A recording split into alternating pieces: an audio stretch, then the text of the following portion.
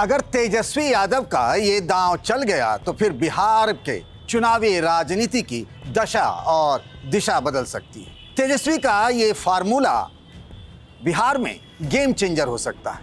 महागठबंधन की जीत की संभावनाएं बढ़ सकती है और ये फार्मूला है DMYK। और इस फार्मूले के दम पर महागठबंधन, जिसमें RJD, कांग्रेस, CPI-ML, दूसरी लेफ्ट पार्टियां और VIP शामिल हैं, एक तरीके से NDA पर भारी पड़ सकती है। आखिर क्या है ये फार्मूला और क्या चल रहा है, इसको लेकर कांग्रेस और RJD के बीच में आज इसी पर विस्तार से बात करेंगे। नमस्कार, मैं हूं पंकज झा, आप देख रहे हैं राजधानी। Brought to you by Saluja gold, Rajnivas premium इलायची एंड सेंसोडेंट के। भारत का सबसे भरोसेमंद सलूजा गोल्ड DMG बार, मजबूती सब कुछ है। आपको याद होगा कोविड के टाइम में डबल डोज चला था वैक्सीन का। अब तेजस्वी यादव भी बिहार की राजनीति में एक डबल डोज वाला प्रयोग करने के बारे में मन बना रहे हैं, या फिर यूं कह लें कि मन बना चुके हैं। इसमें डबल डोज में पहला डोज है उप मुख्यमंत्री यानी डिप्टी CM का।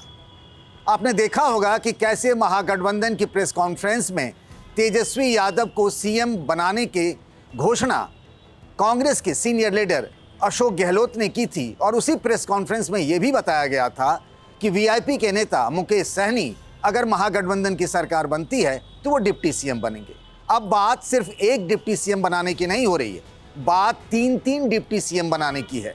और इसमें से एक उप मुख्यमंत्री मुस्लिम समाज का होगा, दूसरा उप मुख्यमंत्री वो कुशवाहा समाज का होगा यानी OBC समाज का होगा, और तीसरा जो डिप्टी CM होगा वो दलित समाज का होगा। और इसीलिए इस फार्मूले को DMYK कहा जा रहा है, यानी 10 दलित, मुस्लिम, यादव और कुशवाहा। और ये सामाजिक समीकरण NDA के सामाजिक समीकरण को ध्वस्त कर सकता है, ऐसा मानना है महागठबंधन के कैंप की तरफ से जो बातें कही जा रही है। अब बस इसमें पेच बस इतना ही है कि ये जो मुस्लिम डिप्टी CM होंगे वो कांग्रेस पार्टी की तरफ से होंगे या फिर RJD से।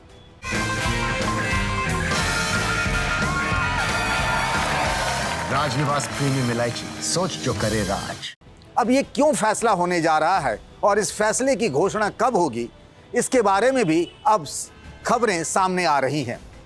आपको पता होगा कि 28 तारीख को, यानी इसी महीने की 28 तारीख को जब छठ का त्यौहार खत्म हो जाएगा, तब महागठबंधन की तरफ से एक बड़े प्रेस कॉन्फ्रेंस करने की बात कही जा रही है, जिसमें राहुल गांधी भी शामिल होंगे, कांग्रेस के अध्यक्ष मल्लिकार्जुन खड़गे भी होंगे और तेजस्वी यादव और उनके सहयोगी नेता भी शामिल रहेंगे, जिसमें बताया जाएगा कि अगर महागठबंधन की सरकार बनती है तो बिहार के लिए उनके पास क्या योजनाएं हैं, जिसमें माई बहन योजना से लेकर EBC के लिए अलग मैनिफेस्टो लाने की बात कही जा रही है। साथ ही हर परिवार के एक सदस्य को सरकारी नौकरी से लेकर जीविका दीदी को भी सरकारी नौकरी देने की बात कही जा रही है। यानी रोजगार और पलायन एक बड़ा मुद्दा है, जिसको लेकर युवा वर्ग में तेजस्वी यादव की साख बढ़ी है। लेकिन अब बात इससे आगे की जा रही कि इसी प्रेस कॉन्फ्रेंस में 3 उप मुख्यमंत्रियों को बनाए जाने के ऐलान के बारे में विचार किया जा रहा है।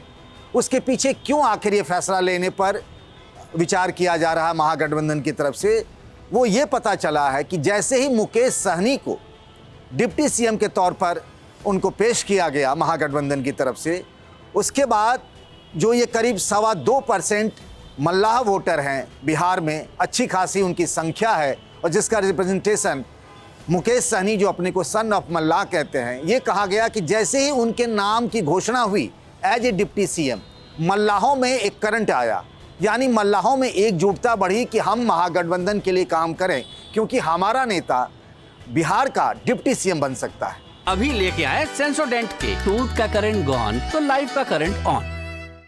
क्योंकि अभी तक इतनी बड़ी जिम्मेदारी मल्लाह बिरादरी के किसी नेता को बिहार में नहीं मिली है। तो ये माना जा रहा है कि इस फैसले के ऐलान के बाद से ही मल्लाहों का, मछुआरों का, निषाद जिसे कहते हैं कि इसमें कई सारी उपजातियां हैं, इनका झुकाव महागठबंधन की तरफ बढ़ा है। इस बात को आगे बढ़ाने के लिए हालांकि माना जाता है कि मुसलमान एक तरीके से एकजुट होकर महागठबंधन की तरफ ही वोट करेगा, और ऐसा वोटिंग पैटर्न भी रहा पिछले कई सालों से, और इसीलिए तेजस्वी यादव की जो पार्टी है आरजेडी, उसको MY उसका सामाजिक समीकरण माना जाता है, मुस्लिम और यादव। लेकिन जैसे ही घोषणा हुई कि मुकेश सहनी डिप्टी सीएम होंगे, तो एनडीए की तरफ से और उसके जो सहयोगी दल हैं बीजेपी के, उनकी तरफ से इस बात को बढ़ाया गया। आपने देखा भी होगा सोशल मीडिया पर कि 2.25% वाले को डिप्टी सीएम और 18% वोट वाले को कद्दू, यानी जो 18% वोटर है मुस्लिम समाज, उनके लिए आखिर क्या।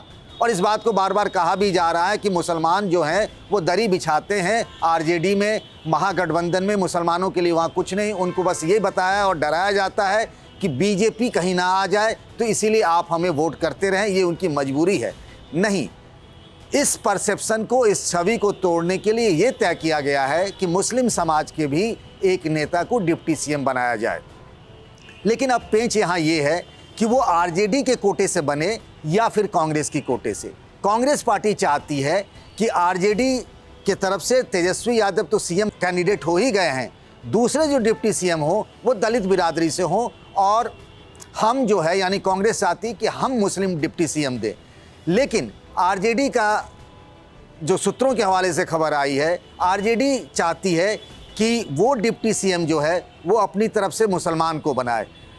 इस बात को लेकर पेंच फंसा हुआ है। लेकिन ये तय मान लीजिए कि महागठबंधन की तरफ से एक मुस्लिम और एक दलित डिप्टी सीएम बनाया जाएगा। इसके पीछे तर्क ये है कि इस बात के ऐलान के साथ ही मुसलमान एकजुट होकर के इस महागठबंधन की तरफ वोट करेंगे, क्योंकि पिछले विधानसभा चुनाव में सीमांचल के इलाके में असदुद्दीन ओवैसी की पार्टी AIMIM को अच्छी खासी कामयाबी मिली थी।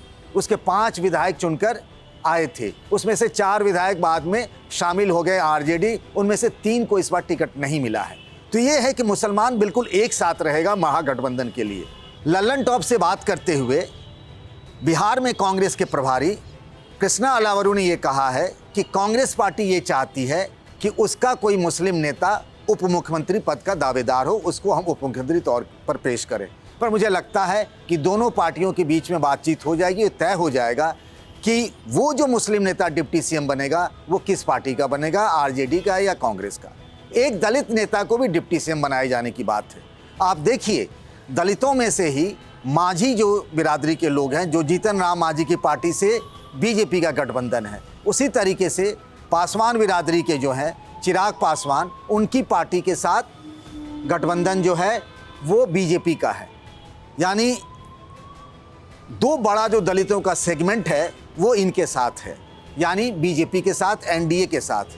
महागठबंधन की नज़र गैर पासवान और गैर मांझी यानी मुसहर जो दलित वोटर हैं, जैसे रविदासी हो गए, जैसे पासी हो गए, धोबी हो गए, इन बिरादरी पर है। और इसी समाज के किसी व्यक्ति को उप मुख्यमंत्री बनाने की बात हो रही है। और साथ ही आपको बताऊं कि कुशवाहा समाज के, आप जानते हैं कि CPIML का एक खास बेल्ट में कुशवाहा वोटर जो है वो CPIML यानी माले के साथ है। और ये प्रयोग किया जा रहा है आरजेडी की तरफ से भी। आरजेडी ने इस बार 1, 2, 3, 4 नहीं बल्कि 13 उम्मीदवार जो हैं वो कुशवाहा बिरादरी से उतारे हैं।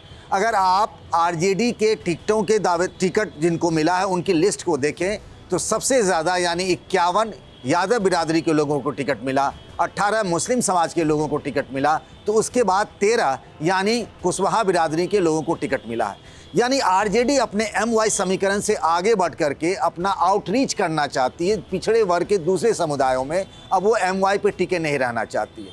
इसीलिए ये हुआ है कि माले की तरफ से जो CPIML जिसका प्रदर्शन पिछले विधानसभा चुनाव में बहुत शानदार रहा था, 19 टिकटें मिली थी और 12 पर उनके उम्मीदवार चुनाव जीत गए थे।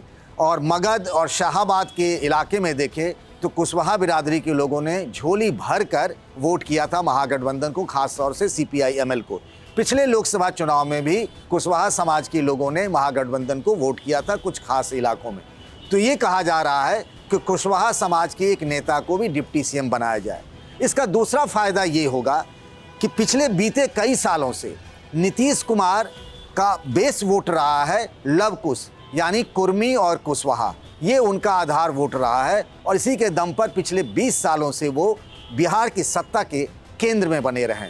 अब जब ये मानकर चला जा रहा है कि नीतीश कुमार का ये आखिरी चुनाव भी है और साथ ही जिस तरीके से आपने देखा होगा कि जैसे ही महागठबंधन की तरफ से तेजस्वी यादव को सीएम के तौर पर घोषित किया गया, वो कांग्रेस के नेता हों या आरजेडी के या उसके सहयोगी दल, सब एक ही मुद्दे को पकड़े हुए हैं। वो ये बार बार कह रहे हैं कि अगर एनडीए की सरकार बनी तो नीतीश कुमार को मुख्यमंत्री नहीं बनाया जाएगा।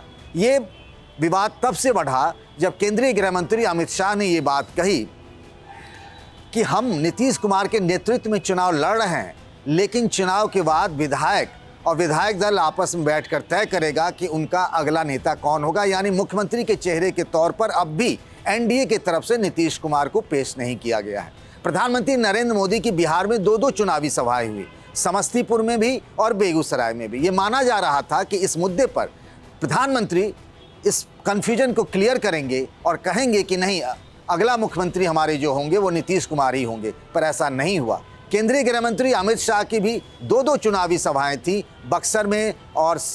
बक्सर में थी और सिवान में, लेकिन उन्होंने भी इस बारे में नहीं कहा। तो अब ये बड़ा एजेंडा, बड़ा मुद्दा हो गया महागठबंधन की तरफ से, बताने और समझाने के लिए बिहार की जनता को कि नीतीश कुमार का आखिरी चुनाव है, बीजेपी उन्हें मुख्यमंत्री नहीं बनने देगी। इसीलिए कुशवाहा बिरादरी के जो लोग हैं, कुर्मी बिरादरी के जो लोग हैं, वो सब अब महागठबंधन की तरफ आए, क्योंकि यहाँ उन्हें मान मिलेगा, सम्मान मिलेगा, और इसीलिए डिप्टी सीएम बनाने की बात कही जा रही है। तो ये DMY के फॉर्मूले के दम पर महागठबंधन की जो तमाम दल हैं, वो आरजेडी है, कांग्रेस और लेफ्ट पार्टियां और साथ ही वीआईपी, ये इस बार इस फॉर्मूले के साथ चुनावी मैदान में उतरना चाहती हैं कि इस नए सामाजिक समीकरण के साथ जो पिछले 20 सालों में नहीं हुआ, वो इस बार करना चाहते हैं। यानी सत्ता में वापसी करने का एक फार्मूला बनाया है कि इन बिरादरी के डिप्टी सीएम को बना करके उस बिरादरी के वोटरों को अपनी तरफ खींचे और फिर इस बार एनडीए को रोक दे सत्ता में।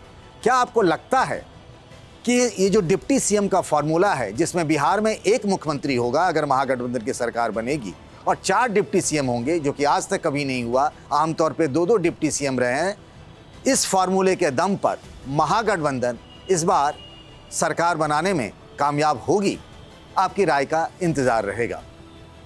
इस वीडियो को बनाने में हमारी मदद की साथ ही शुभम ने। बाकी की खबरों के लिए बने रहिए द लल्लन टॉप पर।